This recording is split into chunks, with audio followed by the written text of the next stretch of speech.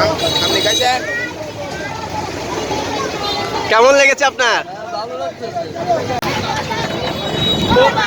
প্রিয় দর্শক, আজ 1 মে নগরীর চানগাঁও থানাধীন সিএনডি মোড়ে প্রচণ্ড গরমে মানুষ যখন হাঁসফাঁস করছিল, তখন পথচারীদের মাঝে স্থানীয় কিছু যুবকের নেতৃত্বে এখানে শরবত বিতরণ করা হচ্ছে।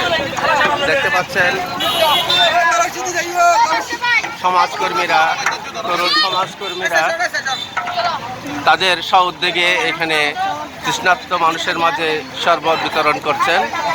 রয়েছি নগরীর চানগাঁও থানাধীন সিএনবি মোড়ে। এই যে আপনারা আজকে শরবত বিতরণ করছেন, এটা আসলে কি কারণে?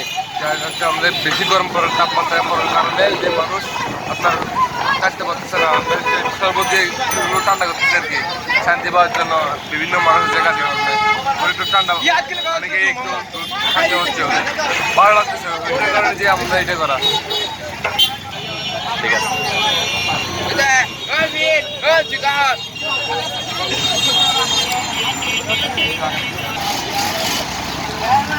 এই যে তুমি শরবত বিতরণ করছো কেন? মানুষ গরমের জন্য আর ঠান্ডা পাওয়ার জন্য। তোমাকে ধন্যবাদ।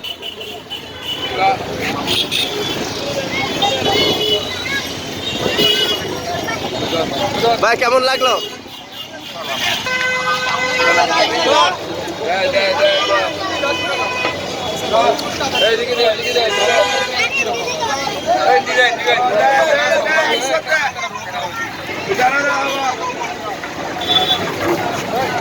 নগরীর চানগাঁও থানাধীন সিএনবি মোড়ে তৃষ্ণার্ত পথচারীদের মাঝে চলছে শরবত বিতরণ।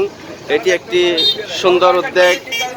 সমাজের উঠতি তরুণদের মাঝে এই যে একটি সহযোগিতার সম্ভাবনা রয়েছে, এই কারণে আমরা আশা করি আগামী প্রজন্ম হাতে হাত রেখে বাংলাদেশকে অনেক দূর এগিয়ে নিয়ে যাবে।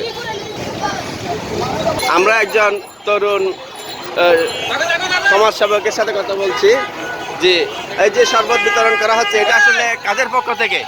আল হাসনাইন পরিষদের পক্ষ থেকে। এটা কোথায়?